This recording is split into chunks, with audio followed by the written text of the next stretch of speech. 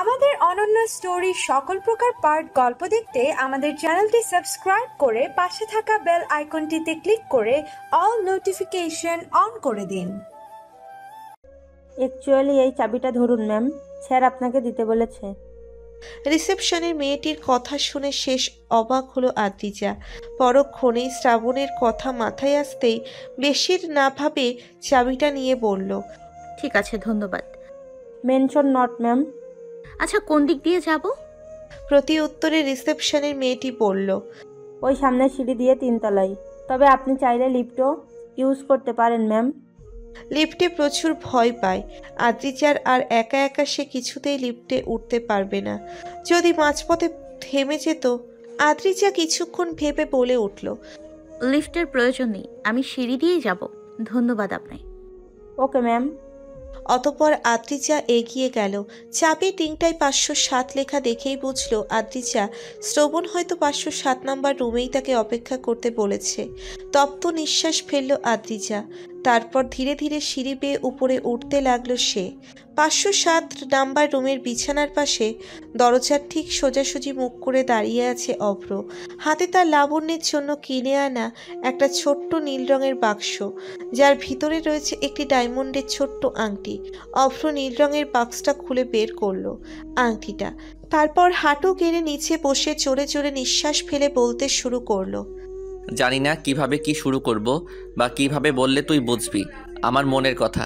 সেই college life থেকেই না হচ্ছে না, এইভাবে হবে না ভেবেই খানিকটা বিরক্ত নিয়ে বসা থেকে উঠে দাঁড়ালো অভ্র। সব গুলিয়ে যাচ্ছে তার। তুষার এত কিছু বলে গেল, সব গুলিয়ে যাচ্ছে অভ্রের।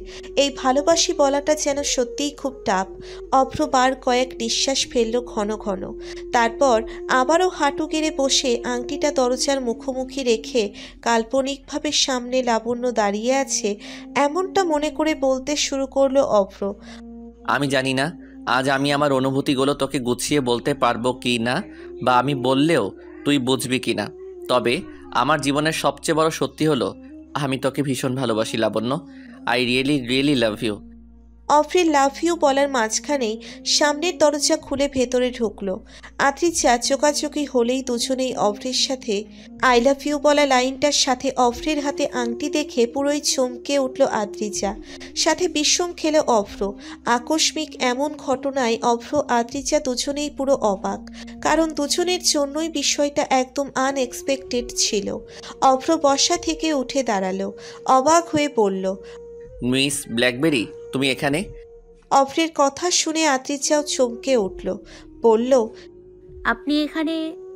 ঠিক সেই মুহূর্তেই সেখানে হতভম্ব হয়ে দৌড়ে আসলো তুষার। বলল, একটা ঘটনা ঘটে গেছে অভ্রদা। আর কিছু বলার আগেই দরজার সামনে আদ্রিজাকে চোখে দেখে তুমি এখানে? পরপর তিনজনের একই প্রশ্ন দেখে একে অপরের দিকে তাকিয়ে রইল তিনজন। আদ্রিজা পুরো শকড হয়েই বলল তুষারকে, আমারও তো সেম প্রশ্ন ভাইয়া, আপনারা এখানে? প্রতি উত্তরে বেশি না ভেবেই বলে উঠল তুষার, আমরা তো ওই অভ্র লাবণ্যকে প্রপোজ করবে তার জন্য এসেছিলাম এখানে। বলতে বলতে ঠোঁটে কামড় দিল তুষার। আই হায়, এটা কি বলে ফেললো তুষার। তুষার তাকালো অভ্রের দিকে, চোখ গরম করে তাকিয়ে আছে অভ্র তুষারের দিকে। এই ছেলেটা সব সময় ফটর ফটর বেশি করে।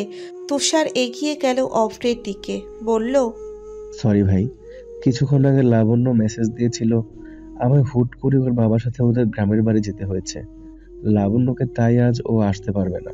তোকে নাকি ফোন করেছিল কিন্তু তুই ধরিসনি, তাই আমায় বলল।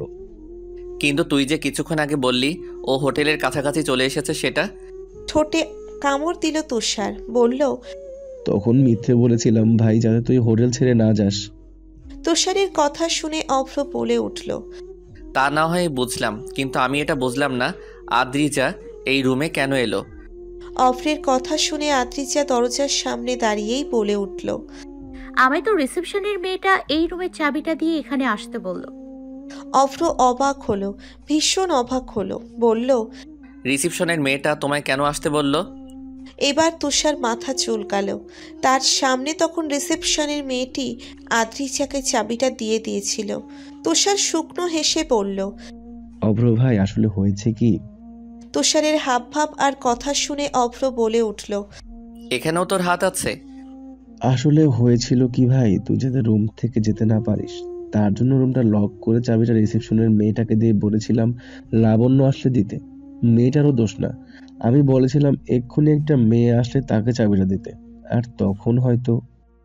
অভ্র রেগে গেছে, ভয়ঙ্করভাবে রেগে গেছে। এই তুষার অলওয়েজ তাড়াহুড়ো করে তার কাজে ব্যাঘাত ঘটায়। অভ্র জোরে জোরে নিঃশ্বাস ফেলতে লাগলো, যা দেখে বলল তুষার, ভাই তুই কি ভীষণ রেগে গেছিস? আমি বুঝতে পারছি প্রথমবার প্রপোজ করতে এসে অন্য মেয়েকে প্রপোজ করে ফেলেছিস, কিন্তু আদ্রিজা কিছু মনে করেনি, ও আমাদেরই একজন। বলেই আদ্রিজার দিকে চরম এগিয়ে পড়ল তুষার। তাই না আদ্রিজা, তুমি কিছু মনে করেছো বলো তো? অভ্র ভুল করে বলে ফেলেছে সবটা। তুষারের কথা শুনে অভ্র তুষারের দিকে তেড়ে যেতে যেতে বলল, যদি আদ্রিজার জায়গায় অন্য কেউ থাকতো তাহলে আজকে তোর ফটর ফটর বার করছি। দাঁড়া, তুই সব সময় সব জায়গায় তাড়াহুড়ো করস, আজকে তোর একদিন কি আমার একদিন। সরি ভাই, বিশ্বাস কর আমি জেনে বুঝে কিচ্ছু করিনি। কেন করিসনি? আসলে বলেই থেমে যায় তুষার। কি বলবে বুঝতে পারছে না। তুষার দরজার দিকে দৌড়ে যেতে যেতে বলল, সরি ভাই, আমি যাই। বলেই এক প্রকার ঝড়ের গতিতে রুম থেকে বেরিয়ে গেল তুষার। আর তুষারের পিছু পিছু অভ্রও যেতে যেতে বলে উঠল, তোকে যাওয়াচ্ছি, দাঁড়া। হঠাৎই ঝড়ের গতিতে সাথে রাগ নিয়ে দৌড়তে গিয়ে দরজার সামনে দাঁড়িয়ে থাকা আদ্রিজার সাথে ধাক্কা লেগে যায় অভ্রের। হুট করে এমনটা হওয়াতে পড়ে যেতে নেয় আদ্রিজা। সাথে সাথে তাকে ধরে ফেলল অভ্র। আর আদ্রিজাও চোখ বন্ধ করে ঘাবড়ে গিয়ে ধরল অভ্রের হাত। এমন কিছু ঘটার জন্য সত্যি প্রস্তুত ছিল না সে। ভয় পাওয়া বন্ধ হয়ে গেলে এখন চোখ খুলতে পারো মিস ব্ল্যাকবেরি। হঠাৎই অভ্রের ভয়েস শুনে চোখ খুলল আদ্রিজার। হুঁশ আসতেই তৎক্ষণাৎ নিজেকে ছাড়িয়ে সোজা হয়ে দাঁড়ালো সে। বলল, ধন্যবাদ। আদ্রিজার কথা শুনে খানিকটা নিরাশ হয়ে পড়ল অভ্র। আর ধন্যবাদ জীবনে প্রথমবার প্রপোজ করতে এসেও। যাকে বাদ দাও, আগে বলো তুমি এখানে কি করছো? এমন সময় আদ্রিজার ফোনটায় টুং করে একটা শব্দ এলো। আদ্রিজা দেখলো মোবাইলটা শ্রাবণ মেসেজ দিয়েছে। আদ্রিজা মেসেজটা দেখে অভ্রের দিকে তাকিয়ে বলল, আমি একটু তাড়ায় আছি, পরে আপনার সাথে কথা বলবো। বলেই রুমের চাবিটা অভ্রের হাতে ধরিয়ে দিয়ে দৌড়ে চলে গেল আদ্রিজা। আর অভ্র শুধু তাকিয়ে রইল আদ্রিজার যাওয়ার পানে। পুরো অবাক হয়ে তাকিয়ে আছে আদ্রিজা শ্রাবণের বলা রুম নাম্বার 501-এর দিকে। পুরো রুমটাই খুব সুন্দর করে সাজিয়েছে শ্রাবণ। রুমের ভেতরেই খাটের পাশ দিয়ে দাঁড়িয়ে আছে বর্তমানে। শ্রাবণ আদ্রিজাকে দেখেই খুশি মনে বলে উঠল, তুমি এসেছো আদ্রিজা? সেই কখন থেকে তোমার জন্য অপেক্ষা করছিলাম আমি। প্রতি উত্তরে আদ্রিজা শুকনো হেসে বলল। আমি কি ভেতরে ঢুকবো শ্রাবণ? আদ্রিজার কথা শুনে শ্রাবণ কয়েক কদম এগিয়ে গিয়ে পড়ল। আসো। আদ্রিজাও এগিয়ে গেল। আলতো পা ফেলে ভেতরে ঢুকতে নিল সে। দরজার ভেতর দিয়ে ঢুকতেই পায়ে দড়ি জাতীয় কিছু বাজতেই ওপর থেকে কিছু গোলাপের পাপড়ি এসে পড়ল আদ্রিজার মাথায়। আচমকা এমনটা হওয়াতে পুরোই চমকে উঠল আদ্রিজা। সাথে গায়ে ফুলের পাপড়িদের ছোঁয়া লাগতেই মুগ্ধ হলো সে। অবাক চোখে এগিয়ে যেতে লাগলো আদ্রিজা। পুরো রুমটাই চোখ বুলালো একবার। অসম্ভব সুন্দর করে সাজানো হয়েছে চারিপাশ। হঠাৎই আদ্রিজার ভাবনার মাঝেই শ্রাবণ হাঁটু গেড়ে নিচে বসে একটা আংটি এগিয়ে দিয়ে বলল, তুমি হয়তো অবাকই হচ্ছ আমার কাছে। আসলে তোমায় প্রথম যেদিন ভালোবাসি কথাটা বলেছিলাম সেদিন যেন কিছু একটা কমতি ছিল, কারণ আমরা যে আমাদের ভালোবাসি দিনটা সেলিব্রেট করতেই ভুলে গেছে। কিন্তু আজ যেন সেই কমতিটা পূর্ণ হলো। এই হোটেলটা বুক করার একমাত্র কারণ হলো তোমায় মন খুলে ভালোবাসি বলা, সাথে 4 দেয়ালের মাঝে থেকে ভালোবাসি দিনটা সেলিব্রেট করা। I really love you Adrija, I really really love you. Do you love me? Adrija অবাক হলো, ভীষণ অবাক হলো। সে ভাবেনি শ্রাবণ পুনরায় তাকে ভালোবাসি বলার জন্য এখানে ডাকবে। আদ্রিজা খুশি হলো শ্রাবণের কাছে, বলল, ইয়েস আই ডু। আদ্রিজার কথা শুনে শ্রাবণ বসা থেকে উঠে দাঁড়ালো। হাতে থাকা আংটিটা পরিয়ে দিল আদ্রিজার হাতে। আদ্রিজাও পরল, খুব খুশি হয়ে বলল, ধন্যবাদ আপনাকে। আমি সত্যিই ভাবিনি আপনি এমন কিছু করবেন। আদ্রিজার কথা শুনে রহস্যময়ী হাসি দিল শ্রাবণ। মনে মনে বলল, আমি এমন এমন জিনিস করতে পারি যেটা তোমার মতো মেয়ের জন্য সত্যি কল্পনার বাইরে, মিস আদ্রিজা। শ্রাবণের ভাবনার মাঝে আদ্রিজা বলল, কি ভাবছেন? না কিছু না, চলো কেক কেটে আমাদের ভালোবাসার মুহূর্তটা সেলিব্রেট করে। শ্রাবণের কথা শুনে আদ্রিজা অবাক হয়ে বলল। আপনি কেকও এনেছেন শ্রাবণ? হুম। বলেই আদ্রিজার হাত ধরে সামনের টেবিলটার কাছে নিয়ে গেল শ্রাবণ। আদ্রিজাও গেল। আদ্রিজা দাঁড়াতেই বাক্স থেকে কেকটা বের করলো শ্রাবণ। তারপর ক্যান্ডেল জ্বালিয়ে কেক কেটে সেলিব্রেট করলো আদ্রিজা আর শ্রাবণ। কিছুটা সময় কাটালো দুজন। হঠাৎই শ্রাবণের ফোনটা বেজে উঠল। শ্রাবণ ফোনটা দেখে খানিকটা বিভ্রান্তে পড়ে গেল। সঙ্গে সঙ্গে ফোনটা কেটে আদ্রিজার দিকে তাকিয়ে মেসেজ লিখল সে। Just 5 more minutes, I am coming darling. লিখেই পাঠিয়ে দিল শ্রাবণ। মেসেজ দেওয়ার 2 সেকেন্ডের মধ্যেই রিপ্লে আসলো। ওকে। মেসেজ দেখে হাসলো শ্রাবণ। শ্রাবণকে মিটিমিটি হাসতে দেখে বলে উঠল আদ্রিজা। শ্রাবণ, এখন তো আমায় যেতে হবে।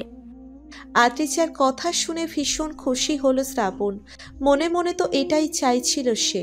শ্রাবণ খানিকটা মন খারাপ করে বলল, এখনই যাবে আদ্রিজা? এরপর বেশি দেরি হয়ে গেলে মা বকবে। ঠিক আছে, তুমি কি একা যেতে পারবে নাকি আমি? না, তার দরকার পড়বে না, আমি একাই পারবো। ঠিক আছে, আমার একটু তাড়া আছে আদ্রিজা। ঠিক আছে, আপনি যান, আমিও বেরিয়ে পড়ছি। ঠিক আছে, পৌঁছে ফোন করো কিন্তু। শ্রাবণের কথা শুনে খুশি হয়ে বলল আদ্রিজা। ঠিক আছে, আপনি যান। উত্তরে শ্রাবণও বেশি কিছু না ভেবে চটজলদি বেরিয়ে যেতে লাগলো রুম থেকে। তবে যাওয়ার আগে আদ্রিজাকে রুমের চাবিটা রিসেপশনিস্টের কাছে ফেরত দিয়ে যেতে বলল শ্রাবণ। পরে এসে কথা বলে যাবে শ্রাবণ। আদ্রিজাও বলল ঠিক আছে। শ্রাবণ যেতে যেতে দরজার সামনে দাঁড়িয়ে ভাবল, তোমার মতো মেয়ের বিশ্বাস পাওয়ার জন্য সামান্য এই সেলিব্রেশনই যেন যথেষ্ট। ভেবেই বেরিয়ে গেল শ্রাবণ। শ্রাবণ যেতেই নিচের হাতের আংটিটা দেখলো আদ্রিজা। খুশি মনে পড়ল। আপনি কি সত্যি আমায় খুব ভালোবেসে ফেলেছেন শ্রাবণ? বলেই আনমনে হাসলো আদ্রিজা। সন্ধ্যা নেমে গেছে অনেকক্ষণ আগে। সূর্যি মামাও বাড়ি চলে গেছে মাত্র। আকাশটা সাদা কালো রঙে রাঙিত তখন। আর এমন একটা মুহূর্তে সুইমিং পুলের পাশে চুপচাপ বসেছিল অভ্র। মনটা হালকা খারাপ তার। জীবনে প্রথমবার কোনো মেয়েকে প্রপোজ করতে এসে এইভাবে হতাশ হতে হলো তাকে। অভ্র শব্দ করে নিঃশ্বাস ফেলল। হাতে থাকা আংটি আর একবার দেখল সে।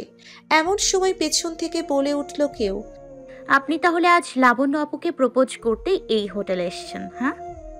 আচমকা কোনো মেয়েলি কণ্ঠ কানে আসতেই চমকে উঠল অভ্র। সাথে সাথে তার হাতে থাকা আংটিটা সুইমিং পুলের মধ্যে পড়ে গেল। আকস্মিক এমন কাজে আদ্রিজা এগিয়ে এলো সামনে, বলল, আরে এটা কি করলেন? আংটি পড়ে গেল তো। অভ্র হতাশা ভরা চোখ নিয়ে তাকালো একবার আদ্রিজার মুখের দিকে। সে সত্যিই বুঝতে পারেনি আংটিটা পড়ে যাবে এইভাবে। অভ্র নিরাশ হয়েই বলল, তুমি এখানে বাড়ি যাওনি এখনো? অভ্রের কথাটাকে পুরোই ইগনোর করে হতভম্ব গলায় বলল আদ্রিজা। সেসব পরে বলছি, আগে আপনি আপনার আংটিটা তো ওঠান। উত্তরে শব্দ করে শ্বাস ফেলে বলল অভ্র, উঠানো লাগবে না, আর তাছাড়া ওটা যার জন্য এনেছিলাম সেই তো আসলো না। অভ্রের কথা শুনে হতবাক গলায় বলে উঠল আদ্রিজা। তাই বলে ওঠাবেন না। আর লাবণ্য আপু তো সারা জীবনের জন্য চলে যাননি, আজ নয় কাল ঠিকই চলে আসবে, তখন দেবেন। আদ্রিজার কথা শুনে মন ভাঙা কণ্ঠে বলে উঠল অভ্র, তখন না হয় আর একটা কিনে আনবো। কিনে আনবেন মানে? এটা কি পচে গেছে নাকি? দাঁড়ান, আমি এক্ষুনি এটাকে উঠিয়ে দিচ্ছি। বলেই আশেপাশে তাকালো আদ্রিজা। হঠাৎই একটা শক্ত ডালের মতো চিকন লাঠি জাতীয় একটা পাতলা শক্ত পাইপ পেল আদ্রিজা। খুবই চিকন পাইপটা। আদ্রিজা তৎক্ষণাৎ সেটা হাতে নিয়ে সুইমিং পুলের কাজে এগিয়ে গেল। তারপর নিজের চোখের চশমাটা হাত দিয়ে একবার ঠিক করে চিকন পাইপটা দিয়ে সুইমিং পুলের ভেতর দিয়ে আংটিটা ওঠানোর চেষ্টা করলো। কিন্তু পাইপটা লম্বায় সুইমিং পুলের গভীরতা থেকে ছোট হওয়ায় বেশ হিমশিম খেতে হচ্ছে তাকে। আদ্রিজার কাণ্ডে অভ্র হতাশ হয়ে পড়ল। কি করছো কি তুমি? উঠো বলছি। কিছু করতে হবে না, ওটা উঠাতে হবে না মিস ব্যাকব্লেডি। অভ্রের কথা শুনে খানিকটা বিরক্ত হয়ে বলল আদ্রিজা। ওঠাতে হবে না মানে? মাগনা এসছে নাকি?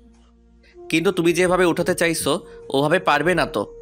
পারবো, আপনি টেনশন নিয়েন না। আমার হাতটা ধরুন তো একটু। আদ্রিজার কথা শুনে অভ্র অবাক হয়ে বলল, কি? আপনি কি কানে শুনতে পান না? আমার হাতটা ধরুন। আসলে এখানে ধরার মতো কিছু নেই তো। আপনি আমার হাতটা ধরলে আমি পেয়ে যাব, তাই হাতটা ধরুন আমার। আদ্রিজার কথা শুনে অভ্র ভাবল কিছু। অভ্রের ভাবনার মাঝে আবারও বলে উঠল আদ্রিজা। কি হলো, ধরুন আমার হাত। আদ্রিজার কথা শুনে অভ্রও নিজের ভাবনা থেকে বেরিয়ে এসে বলল। ধরছি। অতপর অভ্র ধরল আদ্রিজার হাত। অভ্র হাত ধরতেই আদ্রিজা খানিকটা সাহস পেল সুইমিং পুলের কাছাকাছি যাওয়ার। আদ্রিজা সুইমিং পুলের দিকে ঝুঁকতে ঝুঁকতে বলে উঠল, শক্ত করে ধরবেন কিন্তু ছাড়বেন না আবার। আমরা ঠিক আপনার আংটিটা পেয়ে যাব। বলেই সে চিকন পাইপটা দিয়ে আংটি উঠাতে ব্যস্ত হয়ে পড়ল আদ্রিজা। কিন্তু পাইপটা সুইমিং পুলের গভীরতা থেকে খুবই ছোট। আংটিটার কাছাকাছি যাওয়ার জন্য আদ্রিজা আরো ঝুঁকে পড়ল, যা দেখে অভ্র পড়ল। কি করছো, কি পড়ে যাবে তো? উত্তরে আদ্রিজার একটাই কথা, পরবো না, দেখবেন এক্ষুনি আপনার আংটিটা পেয়ে যাব আমরা। বলতে বলতে আরো ঝুঁকে পড়ল আদ্রিজা। এবার অভ্রের ভয় হতে লাগলো এই মেয়ে নির্ঘাত আজ সুইমিং পুলের চুবানি খেয়ে ছাড়বে, সাথে তাকেও খাওয়াবে।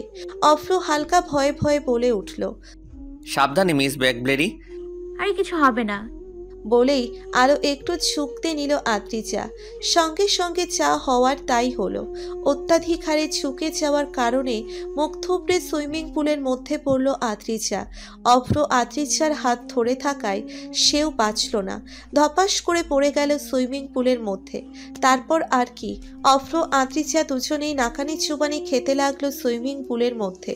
সময়টা সন্ধে হওয়ায় আশেপাশে তেমন কেউ ছিল না, যার দরুন কেউ এলোও না অভ্র আদ্রিজাকে ধরতে।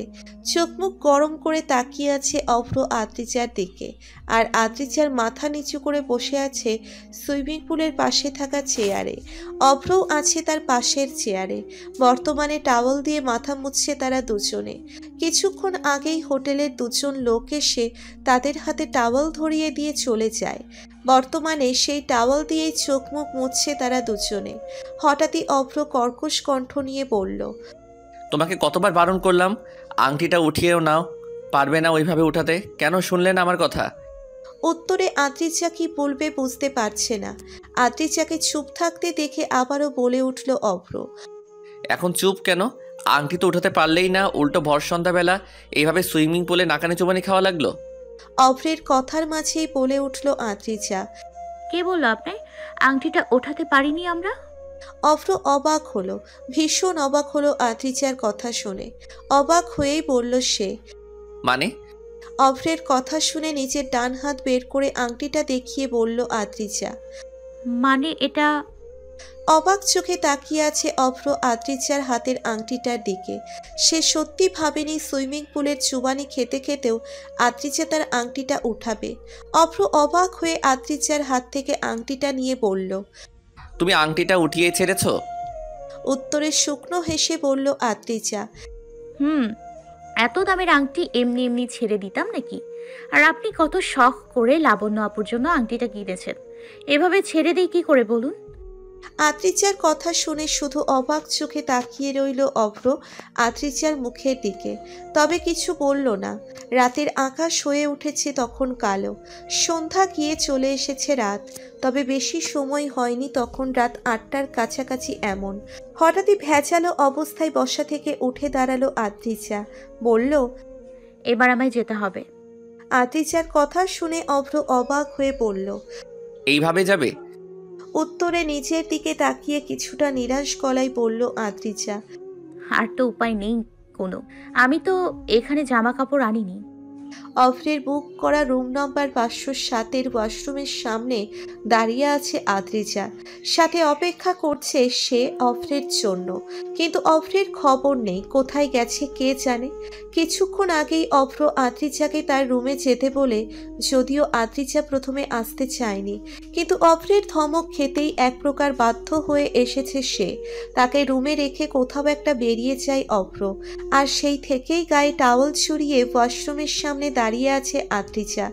হঠাৎই কারো রুমে আসার পায়ের শব্দ পেতেই টনক নড়ল আদ্রিজার। তবে কি অভ্র এসেছে? কথাটা ভেবে আলতো পায়ে যেতে লাগলো আদ্রিজার সামনে, কিন্তু কেউ তার দিকেই আসছে বুঝতে পেরে তৎক্ষণাৎ ওয়াশরুমের ভেতরে ঢুকে দরজা আটকে দিল আদ্রিজা। এদিকে হাতে একটা প্যাকেট নিয়ে অভ্র এগিয়ে গেল ওয়াশরুমের দিকে। তারপর দরজায় নক না করেই বলে উঠল সে, মিস ব্ল্যাকবেরি, তোমার জন্য একটা ড্রেস এনেছি, বিছানার উপর রাখলাম, সেটা পরে নিও। বলেই হাতের প্যাকেটটা বিছানার উপর রেখে চলে গেল অভ্র অন্য রুমে। তাকেও ড্রেস চেঞ্জ করতে হবে। অভ্র যেতেই আস্তে আস্তে ওয়াশরুমের দরজা খুলে উকি ঝুঁকি মারল আদ্রিজা। আশেপাশে কোথাও অভ্রকে না দেখে বিছানার উপর তাকালো সে। সত্যি সত্যি বিছানার উপর একটা প্যাকেট দেখে বেশি কিছু না ভেবে টাওয়াল জড়িয়ে ধরে ওয়াশরুম থেকে বেরিয়ে আসলো আদ্রিজা। তারপর বিছানার উপর থেকে প্যাকেটটা নিয়ে আবারও ঢুকে পড়ল সে ওয়াশরুমের মধ্যে। আয়নার সামনে দাঁড়িয়ে নিজের ভেজালো চুলগুলোকে টাওয়াল দিয়ে ভালো মতো মুছে চুলটা ঠিক করছিল অভ্র। পরনে তার হোয়াইট শার্ট সাথে ব্ল্যাক জিন্স, মুখে গুনগুন আওয়াজ করছিল সে। এমন সময় সেখানে উপস্থিত হলো আদ্রিজা। পরনে তার ব্ল্যাক চুড়িদার, চুলগুলো খোলা আর চোখে মোটা ফ্রেমের চশমা। সামনের দরজা টপকে সাদা পর্দা সরিয়ে এগিয়ে আসছিল সে। অভ্র আয়নাতেই দেখে আদ্রিজাকে। আদ্রিজাকে দেখেই পেছনে ঘুরে তাকায় সে, বলে, হয়ে গেছে তোমার? অভ্রের কথা শুনে আদ্রিজা মাথা নাড়াতে নাড়াতে বলে, হুম। গুড। বলেই পুনরায় আয়নার দিকে তাকিয়ে বলে অভ্র, আচ্ছা, তুমি আমায় এটা বলো, তুমি এখানে কি জন্য এসেছিলে? অভ্রের কথা শুনে থমকে গেল আদ্রিজা। এখন কি বলবে সে? শ্রাবণের কথা তো কোনোভাবেই বলা যাবে না অভ্রকে। তাহলে কি বলবে? আদ্রিজাকে চুপ থাকতে দেখে আবারও বলল অভ্র, কি হলো, তুমি কথা বলছো না কেন? অভ্রের কথা শুনে চমকে উঠল আদ্রিজা। কিছুটা আমতা আমতা করে হাত কচলাতে কচলাতে বলল, আসলে আদ্রিজা আরো কিছু বলবে ঠিক সেই মুহূর্তেই তার ফোনটা বেজে উঠল। ফোনের শব্দ কানে আসতেই হকচকিয়ে উঠল আদ্রিজা। তৎক্ষণাৎ একবার অভ্রের দিকে তাকিয়ে নিজের ব্যাগ থেকে ফোনটা বের করল সে। উপরে মায়ের নাম দেখে বেশি কিছু না ভেবে ফোনটা তুলল সে। বলল, হ্যালো মা। আদ্রিজার হ্যালো মা শুনেই কর্কশ কণ্ঠ নিয়ে বলল আদ্রিজার মা, কোথায় আছিস তুই? রাত কয়টা বাজে? ঠিক আছে, সন্ধ্যার আগে ফিরে আসবি বলে গিয়েছিলি। এখন কটা বাজে?